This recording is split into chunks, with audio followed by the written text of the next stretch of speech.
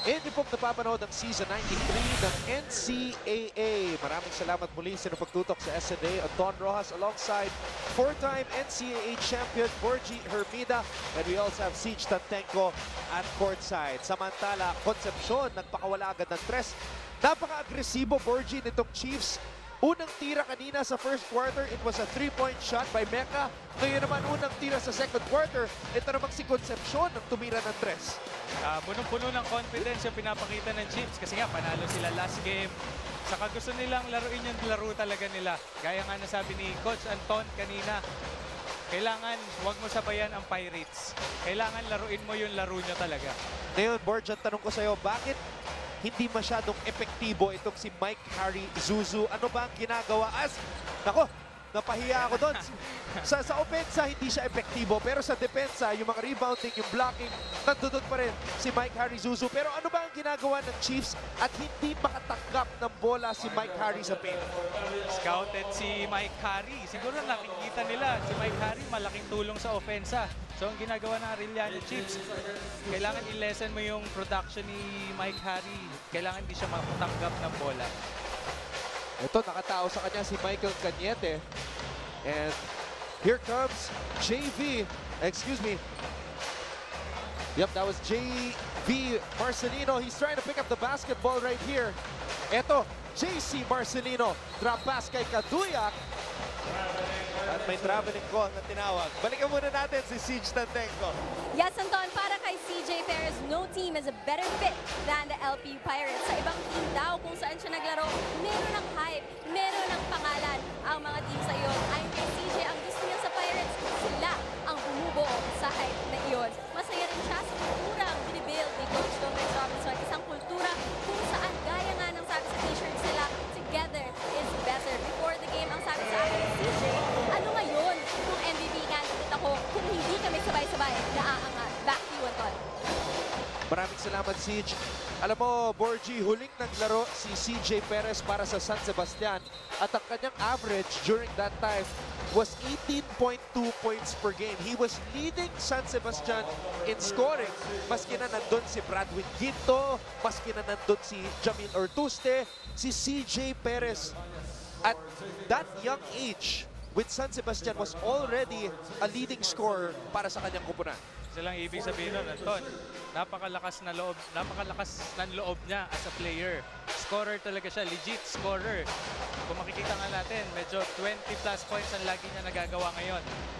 Nausap ko kasi kanina si CJ Perez, sabi niya, ayaw niyang maglaylo sa dito, coming in this game. Kasi sabi niya nga, medyo close fight yung laro nila, kalaban nila ang JRU. No, ang Basti pala, Baste. So, ayaw nila maglaylo. Gusto nila yung linaro nila sa San Beda. Ganun yung laruin nila all throughout the season. At grabe yung laro nila sa San Beda sapagkat there were 4 players who scored in double digits in that contest kontra sa mga bedista. Inside pass para kay Zuzu. And finally, Zuzu gets his first nice entry pass. Ayan na, Anton, narinig tayo ni Mike Harry Zuzu.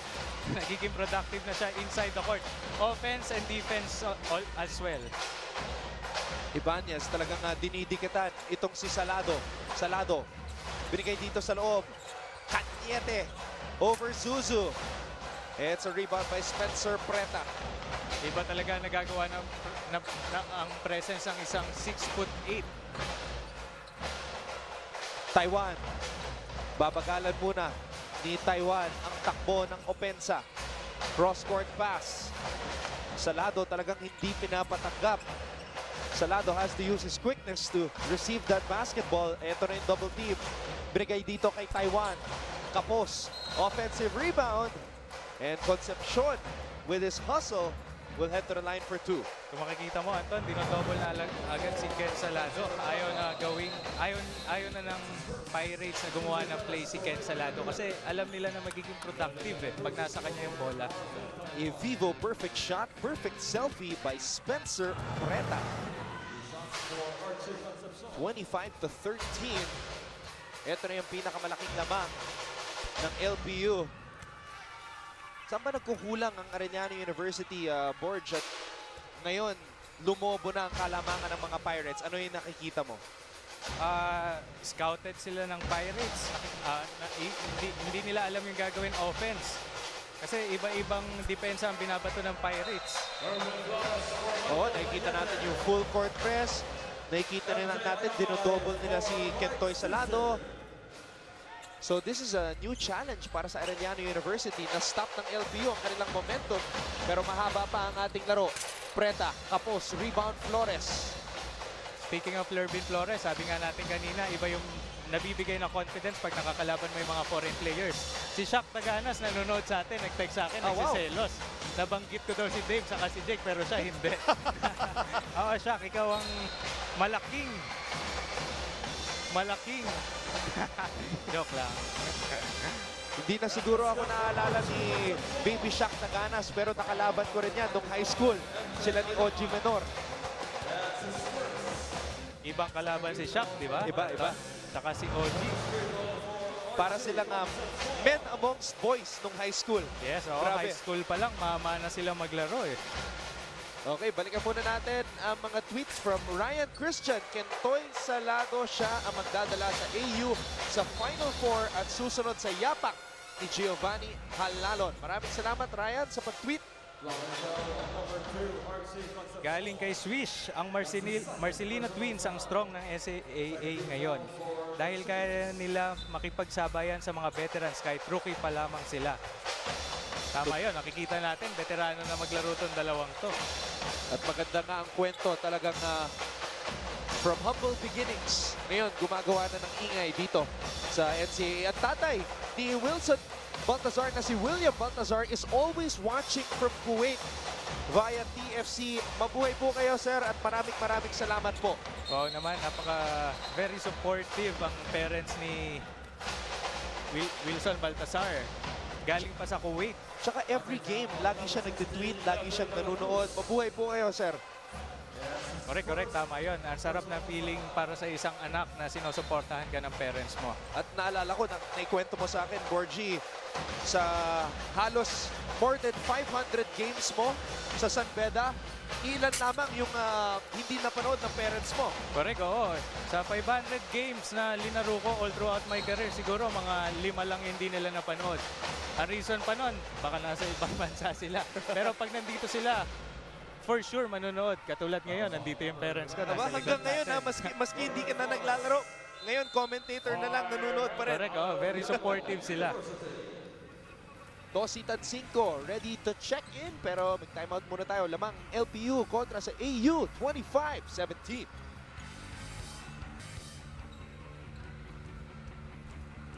Ayan po, team captain ng LPU Pirates, the captain of the ship, Jasper Ayaay. At binigyan mo nga, Borgie, yung kanyang crucial three-pointer sa kanilang huling laban. Ayun niya, naka 17 points siya, 4 rebounds, 1 assist, 1 steal, and 1 block. Kompleto ang stats niya. Pero more than that, tignan mo yung 17 points niya, 7 out of 9 field goals. 2 lang ang namintis niya. High percentage for him.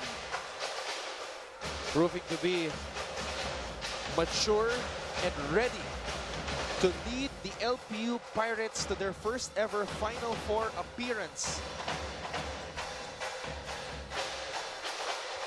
Ay, ang team captain nila, Anton, right? Yes. So asahan natin ang leadership na dito sa game na to, and all throughout the season, makikita natin na siya ang magli-lead. Tsaka Borge, ang talagang goal as we see Lervin Flores miss, but Concepcion was there for the putback. Concepcion meron ng 6 na puntos. What LPU is trying to do this season is really to change the culture dahil ang kanilang record coming into season 93 overall, 35 wins, 73 losses. Medyo mababa. Medyo mababa nga, no? 35 wins lang, tapos 73 losses.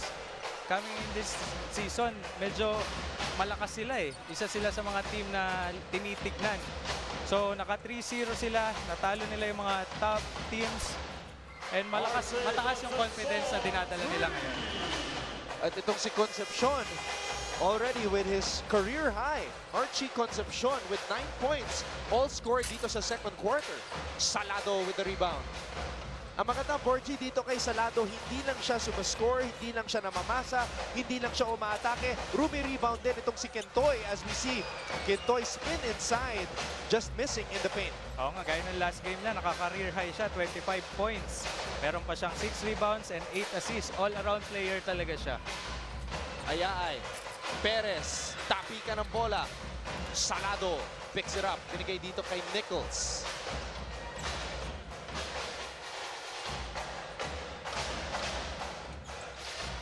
Nice drive. Drop pass for Liv. Ayan na po, Nervin Flores. Galit na galit. Handa nang mag-super saiyan dito sa loob ng Phil Oil Blind V Center. Arellano down by just 3.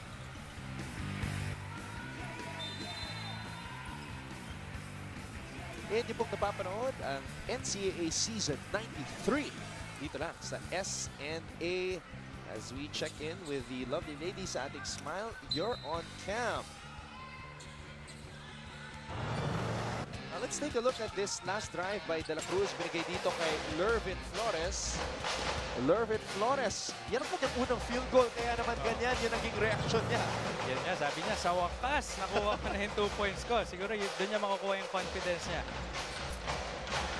Ano yung sinasabi mo sa mga kakampi mo, for example, yung mga big man na kakampi mo dati sa San Beda, tapos ganyan, slow start sila, hindi masyado nakakashoot, hindi masyado nakakatanggap ng bola. Ano yung mga sinasabi mo sa kanila para mas lalo silang ganahan at magkaroon ng kumpiyansa? Lagi ko sinasabi sa kanila, alamin nila yung roles nila. Big man, hindi ka masyado mapapasahan ng bola. Pero pag nakuha mo yung bola, drop pass, sigurado mo yung isushoot mo yun.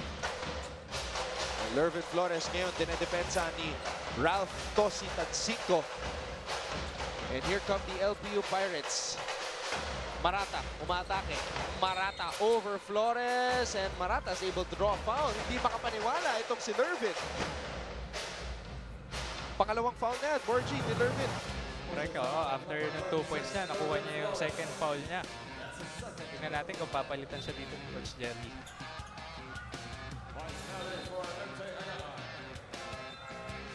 Hindi makapaniwala itong si Lervin. Kailangan siya dito ng Arellano. He is their top center.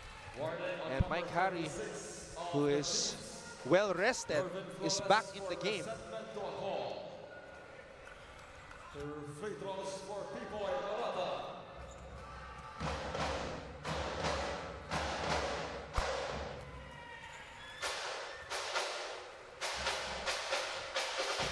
Ayan po si Lervin Flores. 3 minutes and 32 seconds. Yan ang oras na natitira dito sa ating first half. Marata knocks in the free throw as JV Marcelino comes in. Ayan, naka-assign siya para depensahan si Ken Salado. Naka-full denial siya to Ken Salado para siguro maiwasan ang production niya. Ayun na, as I said, naka-full denial. Masyado siyang mahigpit doon. Natawagan siya ng foul. You mentioned, Borgie, yung scouting na ginawa ng parehong koponan. It's not only the scouting on Salado, it's also the scouting on CJ Perez na nakakadalawang puntos pa lamang dito sa laban na to. Nakausap ko si Coach Anton kanina, assistant coach ng Arellano Chiefs. Sabi nila, talagang kailangan nila i-stop si CJ Perez. Pero more than that, kailangan nila magkaroon ng team defense. Kasi hindi lang si CJ Perez ang gumagawa sa kanila. Nandiyan si Ayaay, Marcelino Twins, si Mike Harry, and si Katuyak as well also. Ralph Tadsinko, former high school champion and college champion sa NU. Now, knocking down a triple from the corner. Abangan nyo yung kanyang feature kasama si Jerick Serrano sa NCAA cross-training. Nag-boxing kami niyan. Ayan na, pinapakita ni JC. Ang bilis niya, ang bilis ng mga kamay niya. Marcelino, stopping, popping, and connecting. Anton, yun, kaliwete. Alam mo kung sino na yun, di ba? Si JC Marcelino. Alam mo, sa totoo lang, Borgie, napapatingin pa rin ako sa notes ko eh. Para sigurado yung masabi ko na talagang si JC o si JV yun. Salado, binigay dito kay Nichols. Nichols, inside pass. Lervin Flores, unable to finish. You have to watch this guy, si Nichols. Kasi pag nakashoot to ng isa, asahan natin na sunod-sunod yan. Sayang yung alley-oop na yun. Another JC to JV play. At nakalusot itong si De La Cruz. Sabi mo nga kanina, before the start of the ball game, napaka-tough guy nito ni Levi De La Cruz. Tignan mo yung build niya. Medyo malaki ang katawan. Not that tall, pero asahan mo, stable siya magdala ng bola. Sino ba naalala mong point guard dyan kay Levi De La Cruz? Yung stocky. Para naalala ko yung sa Letran dati, yung si Kojak Pelegrito, pero mas malaki ata yun. Kasi ako si Kojak, kasabayan ko si Kojak. Malaki rin yun eh. Oo, napakagaling dumipensa nun. Medyo physical pa maglaro yun. As you see, JC Marcelino score on the break. Ito nga, Anton, nakikita natin, nag-free throw si Mike Harry. Resulting dun sa magandang pick na binigay niya. Kasi usually, ganun, sa pick and roll, kailangan maganda yung ibigay mong pick. Makuha mo yung tao ng ball handler para makaroll ka at malibre ka sa ilalim. Yun ang mga bagay na kailangan gawin ni Mike Harry para magkaroon pa ng mga tsansa na makapuntos dito. Coach Topex Robinson, now in his third season as the head coach of LPU. Baltazar umatake. Baltazar with a floater. Nice drive by Baltazar. Pero sabi mo, Anton, si Coach Topex, pang third year niya na ngayon. Nakausap ko siya kanina eh. Nakita ko sa dugout nila, yung pre-game nila, wala nakasulat sa board. Ang explanation niya sa akin doon, hinahayaan niya yung mga players niya maglaro. Hindi niya sinasakal. Kunyari may mga pick and roll, wala siyang design play. Ang sinasabi niya lang, basta gawa mo ng paraan to, kailangan i-stop mo. Which is good for the players. At least hindi nagiging komplikado. So he wants the players to think at gumawa ng sariling diskarte. Ito na, si JC Marcelino. JC Marcelino all the way! Alam mo, tuwan-tuwa talaga ako panoorin ng kambal na to eh. Hindi lang sila mabilis sa depensa eh. Pati sa opensa, pag nakakita sila ng opportunity, talagang tatakbuhan nila yung kalaban nila. Salado! Floater is good for Ken Salado. Ayun nga, speaking of mabilis, sabi ni Ken Salado, teka, ito ata ako, nandito ako, isa sa mga mabilis dito sa liga natin. 10 segundo nalalabi dito sa first half na kay JC Marcelino ang bola. JC Marcelino, binigay kay Ralph Tansinko for 3. Bitin. Diyan po magtatapos ang first half ng ating laro. Kentoy Salado and the Chiefs were able to cut the lead to 3. Pero bigla na naman kumarangkada ang mga pirata. Parang may motor sa likod ng kanilang pirate ship at naiwanan ang Arellano Chiefs. 40-30 ang ating talaan. It's a 10-point lead at the half for LPU. What a matchup. It's a 10-point lead, but we know it's not over yet as we see this Vivo player profile. Kentoy Salado, grabe ang kanyang pinapakita dito sa laban na to. 6 points, 4 rebounds. But Mike Harry Zuzu and company still with the lead. Pero ang maganda dito sa Arellano, Coach Jerry Codinera is giving opportunities sa ibang mga manlalaro. A career game for Concepcion with 9 points all scored in the second quarter. Lervin Flores has to come alive, just like JC Marcelino has come alive. And look at this. JV finding Tosi Tansinko with that alley-oop play. Halftime muna tayo. Magbabalik po ang Season 93 ng NCAA dito lang sa S&A.